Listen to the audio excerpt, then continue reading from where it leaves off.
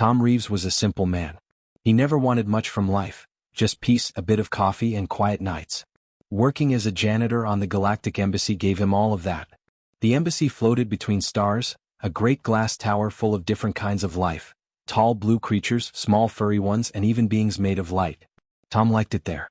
He liked how everyone had somewhere to go, something to do. But that night, when the halls were empty and the stars shone through the high windows, he heard something that didn't belong. It was a small, broken sound, a cough mixed with a faint hiss, almost like someone trying to light a candle and failing. He paused, leaning on his mop. The sound came again, this time followed by a soft, sad whimper. Now what could that be? Tom muttered. He set his cleaning tools aside and followed the noise down a narrow corridor that led to the lower decks. Few people went there at night. The lights flickered slightly, and the hum of the ship filled the silence. At the end of the hall, he pushed open a half-closed door. Inside, the air was warmer. The scent of smoke hung faintly. In the corner, a small figure sat on the floor, curled up with wings drooping. Tom blinked. It was a dragon. A young one, maybe the size of a big dog. Its scales were a soft silver color, glimmering under the light. Tiny horns curled from its head, and its tail moved weakly. The little creature tried to breathe out a burst of flame, but only a puff of gray smoke came out before it coughed. "Hey there," Tom said softly. "You okay, kid?" The young dragon flinched. "Go away." Its voice was shaky, almost like a child's. "I don't want anyone to see me." Tom raised his hands gently. "All right, no trouble. Just heard you coughing, thought you might need help." The dragon turned its face away, eyes glowing faint gold. "I can't make fire," it said. "Father says I'm broken." Tom felt a tug in his chest. He slowly sat down on the floor across from the dragon. "Broken, huh? You don't look broken to me." The little dragon sniffed. "You wouldn't understand. You're human." "True," Tom said. "But I know a thing or two about things not working right. Been fixing broken machines most of my life." The dragon tilted its head slightly. "You fix things?" "Yep," Tom said with a small smile. "Pipes, lights, vents, you name it." He tapped his chest lightly. "And sometimes hearts, if I get lucky." The dragon blinked, confused. "How can you fix a heart?" Tom chuckled. "By listening." The dragon looked down, its claws tapping against the floor. "I've tried everything. I trained. I studied. But no fire comes out. Everyone laughs behind my back." Tom felt something heavy in those words, something he recognized. The feeling of not being enough. He looked at the little creature and said quietly, "Maybe you just need a different way to breathe." The dragon lifted its head, puzzled. "A different way?" "Sure," Tom said. "Maybe you're pushing too hard. Sometimes when something doesn't work the way we expect, it's not broken. It's just waiting to be done differently." The dragon's eyes softened. "You really think so?" Tom nodded. "I do." The silence stretched for a moment. The hum of the embassy surrounded them, steady, peaceful. Then the dragon whispered, "I'm Lior." Tom smiled. "Nice to meet you, Lior." "I'm Tom." Lior looked at him, unsure but curious. "You're not afraid of me?" "Should I be?" Tom said with a grin. "You look more lost than scary." That made the dragon huff out a small laugh, a tiny puff of smoke escaping his nose. "You're strange." "I get that a lot," Tom said. He stood and brushed the dust off his uniform. "Tell you what, Lior. I've got a few tricks I've learned over the years. Not about fire, but about breath, calm, and rhythm. Maybe they'll help you too." Lior's eyes widened. "You'll help me?" "Sure," Tom said simply. "Can't leave someone sitting alone in the dark, can I?" Lior hesitated, looking down. "Father wouldn't like it." Tom shrugged. "Then we won't tell him yet. Let's just start with breathing." The little dragon tilted his head again. "Breathing?" Tom sat cross-legged on the floor. "Yeah, like this. In and out. Slow. No rush. Just feel it." He closed his eyes and took a deep breath, letting it out softly. Lior copied him. At first it was awkward, a sharp inhale, a shaky exhale. But Tom guided him gently, counting softly, letting the rhythm settle. After a while, the air around them felt calmer. Lior's body stopped trembling. His eyes half closed. "That's it," Tom said quietly. "Now, when you breathe out, don't think about fire. Think about warmth. Think about something that makes you feel safe." Lior exhaled slowly. This time, a soft orange glow appeared between his teeth before fading. His eyes flew open. "I saw something." Tom grinned. "There you go. It was small but it was there. Good work, Tom said. You've got a spark. All you need now is practice. Lear looked at him in awe. How did you know? Tom chuckled. I didn't. I just guessed. Sometimes all we need is someone to remind us how to breathe. For the first time, Lear smiled, a real bright smile that reached his golden eyes. You're strange, human, he said again, but I think I like you. Tom laughed. I'll take that as a compliment. He stood and picked up his mop. Now get some rest, Lear. Tomorrow we'll try again. Maybe you'll surprise yourself.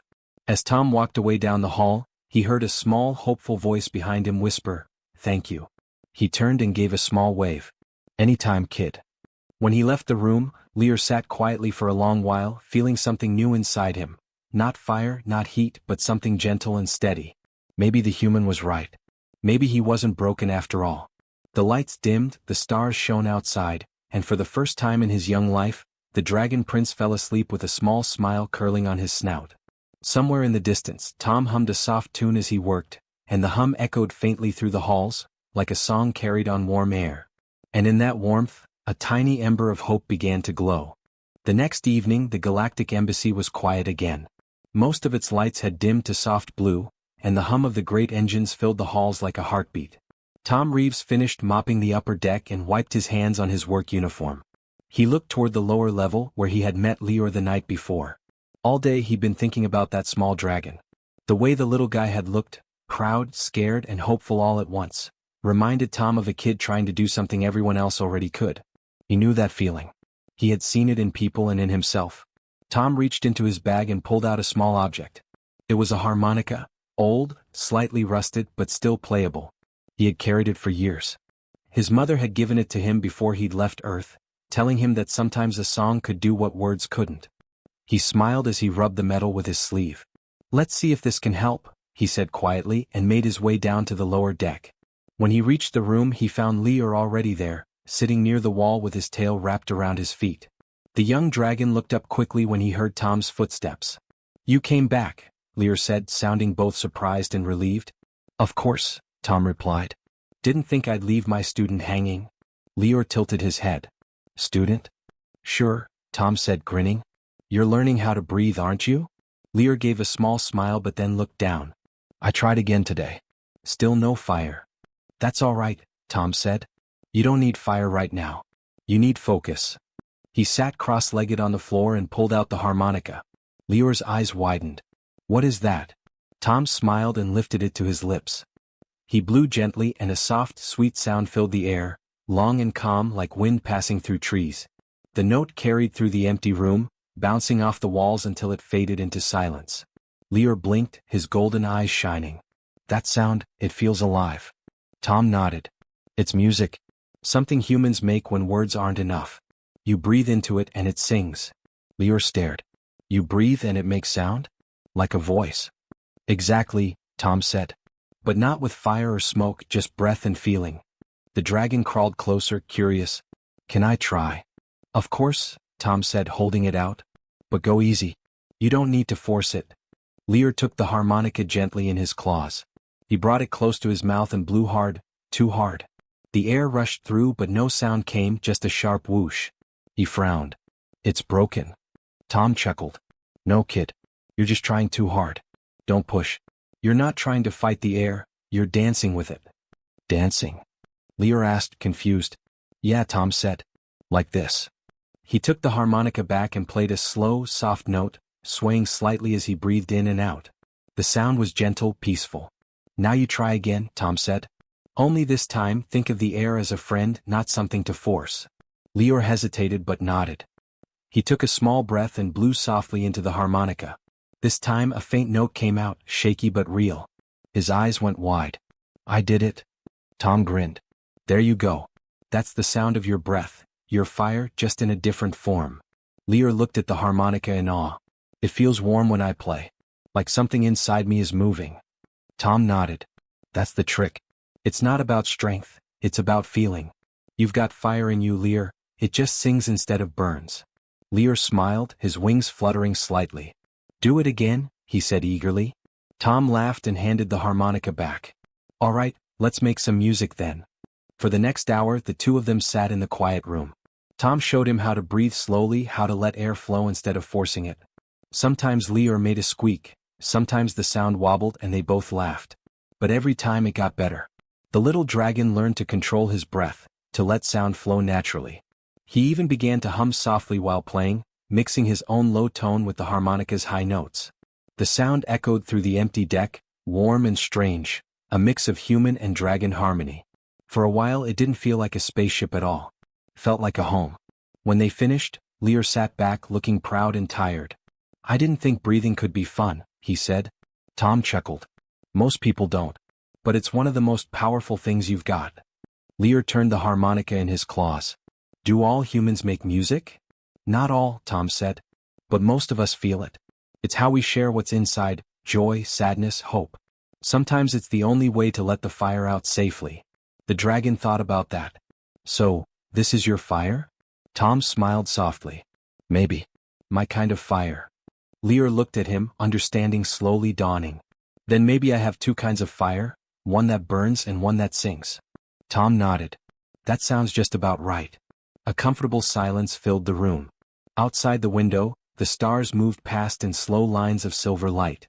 Tom leaned back against the wall, arms folded behind his head. "You know," he said after a while, "I think you've got talent, kid." Lear's eyes gleamed. "You think so?" "Sure do. Keep at it and soon you'll play better than me." The dragon laughed softly, a warm sound. "Then I'll make a song for my father one day. One that shines like fire." Tom smiled. "I'd like to hear that." They stayed there a little longer, talking quietly. When it was time to go, Tom stood and stretched. "Same time tomorrow?" Lear nodded eagerly. "Yes. I'll practice more." Tom patted the little dragon's shoulder gently. "Don't forget, it's not about forcing it. It's about feeling it." As Tom walked back to the upper decks, he heard a faint sound behind him. A gentle whistle, soft and clear, floating through the air. He smiled to himself. "That's it, kid. You're learning to breathe fire your own way." And deep in the lower deck, Lear kept playing, the soft golden glow of his eyes reflecting the light of the stars, a young dragon finding his flame in music, and a human janitor smiling in the distance, proud and quiet, as the sound filled the dark halls like a promise. Days slipped quietly into nights on the Galactic Embassy, and life went on as usual for most of the crew. But in the quiet lower decks, something small but wonderful was happening. Every evening, when the lights dimmed and the halls emptied, Tom Reeves the janitor and Lear the young dragon met in secret. They always met in the same spot, a wide empty room near the observation window, where stars shone like silver dust through the glass. Tom would bring his old harmonica, and Lear would bring curiosity and energy that never seemed to run out. At first, Lear only made small, soft sounds, a whistle here, a hum there. But as the days passed, he learned to control his breath better. His music grew smoother, calmer. When he whistled, the air itself seemed to listen. The echoes wrapped around them like warm light. Tom enjoyed watching him learn. The little dragon would puff his cheeks, tilt his head, and try again and again until the sound came out right. And when it did, his whole face lit up with joy. "You're getting good at this," Tom said one night, leaning against the wall. Lear smiled proudly. "I practice when you're not here. Sometimes the sound helps me sleep." Tom grinned. "Music tends to do that. My mom used to hum when I was a kid. Always made the world feel smaller, quieter." The dragon tilted his head. "Hum." Tom chuckled and demonstrated, humming a low tune. No words, just a gentle vibration in his chest. The sound filled the space softly like a warm blanket. Lear watched closely, then tried to copy him. His hum came out rough at first, but he kept at it until it grew smooth and strong. "That's it," Tom said. "Feel it, don't force it." Lear nodded and kept humming. The room glowed faintly in the light of the stars, and Tom could swear that the sound made the air shimmer slightly. But one night things changed. Lear had been trying all evening to make his old fire appear again. The real kind, the kind his people were known for. He puffed, he concentrated, he even growled softly, but nothing came. Only a thin line of smoke drifted from his mouth. Frustrated, Lear stomped his tail. "Why can't I make real fire?" he cried. His voice cracked, echoing through the room. Tom looked up from where he sat cleaning his harmonica. "Hey, easy there." Lear shook his head. "Everyone back home can breathe fire. Even the younglings smaller than me. Father says a dragon without fire is a shadow, not a prince." Tom sighed softly and set the harmonica down. He walked over and sat beside the dragon. "You're being too hard on yourself, kid." Lear looked at him with wide, angry eyes. How can I not be? It's what I'm meant to do. Tom looked at him for a moment before saying quietly, maybe you're not meant to burn. Lear blinked. What? Tom gave a small smile. Maybe you're meant to shine. The young dragon frowned, not understanding. What's the difference? Well, Tom said, thinking. Burning destroys. Shining lights the way. Maybe your fire isn't supposed to burn things. Maybe it's supposed to warm them. Lear stared down at his claws. Warm them? Yeah, Tom said gently. You already do. When you whistle or hum, it doesn't burn, but everyone who hears it would feel something. That's your fire, Lear. You just haven't seen it yet. Lear stayed quiet for a while. The ship hummed softly around them. Then, slowly, he took a deep breath and began to whistle the song Tom had taught him. The sound was smooth and calm. The air shimmered faintly. Tom leaned back, watching quietly. Then something changed. A faint spark glowed near Lear's throat. Just a flicker like a tiny candle flame. It danced for a moment, then faded. Lear gasped. I saw light. Tom smiled. Told you. Lear blinked rapidly. But that wasn't fire. It was light. What was that? That, Tom said, was your kind of fire. Lear grinned, excitement shining in his golden eyes. Can I do it again? Only one way to find out, Tom said. Lear closed his eyes and took another deep breath. He exhaled slowly, whistling the same tune. This time, the light grew brighter, shimmering around him like tiny stars. The soft glow filled the whole room. It wasn't hot or harsh, it was gentle and golden. Tom's eyes widened slightly. Well, I'll be. Lear opened his eyes and stared at himself in amazement. It feels warm. Not like fire, but still warm. Tom laughed. Looks like you've got something new, dragon music with light. You might have just invented a whole new kind of magic. Lear beamed proudly, his wings twitching in excitement. I have light. Real light. Tom chuckled. I told you, kid. You just needed to find your own kind of fire. Lear looked down, still glowing faintly. Father will never believe me. Then show him, Tom said.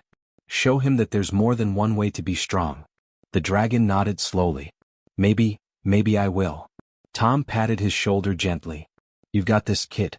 You're special, not broken. Lear looked up at him with shining eyes. You really think so? I don't think so, Tom said. I know so. The young dragon smiled, a small but true smile. Then I'll keep practicing. I'll make the light brighter. I'll make it sing. Tom stood and picked up his cleaning tools. That's the spirit. As he walked out, he heard Lear humming again, the same melody, only brighter. The glow lit up the walls, turning the gray metal into warm gold. Tom stopped in the doorway for a moment and looked back. The small dragon stood there, wings spread slightly, his whole body glowing with faint light. The air shimmered around him. He looked peaceful, proud, and alive. Tom smiled softly to himself. Shine, kid, he whispered. Shine bright.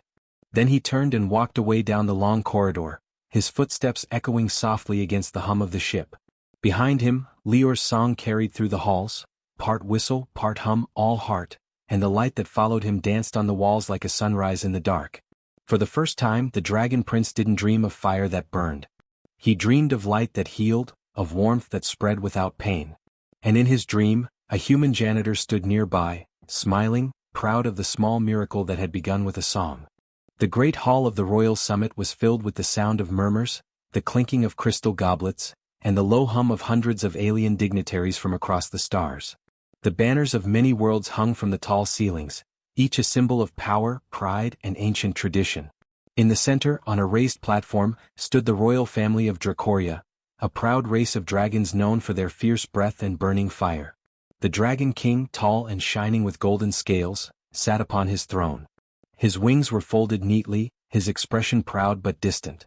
By his side stood Queen Ilaria, calm and watchful, her silver eyes full of quiet understanding. Before them stood Lear, the young dragon prince. His scales glimmered faintly, but his claws trembled slightly at his sides. He could feel hundreds of eyes on him.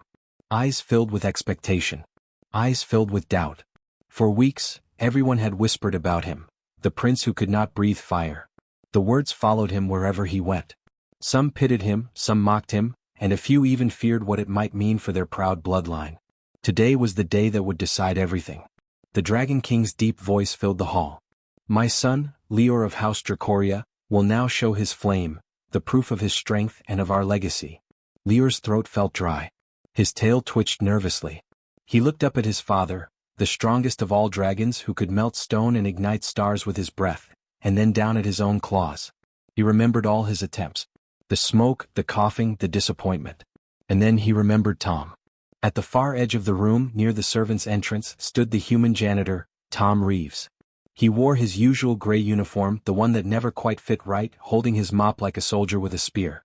He gave Lior a small nod and mouthed a single word. Brief. Lior took a deep breath. The air around him felt heavy with expectation. His heart pounded against his chest. He closed his eyes and tried to remember the tune, the one Tom had taught him in the quiet halls of the embassy. The one that wasn't about fire but about peace. About calm. About heart. He exhaled slowly and began to whistle. At first there was only silence.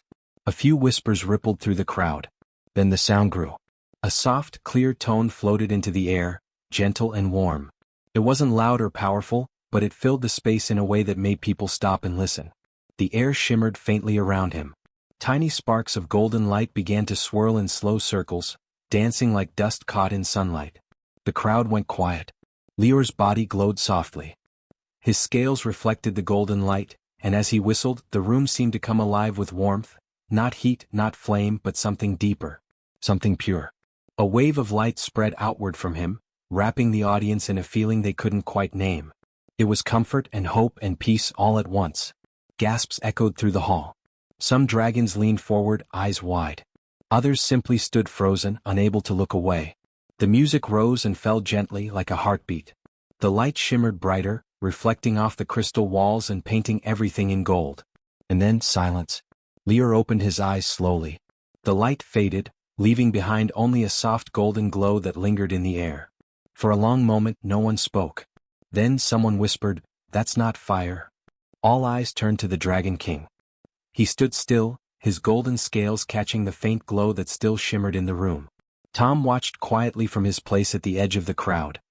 He could see the king's expression soften, the pride in his eyes replaced by something gentler, understanding. Finally the king said, his deep voice rumbling through the hall, "It's better."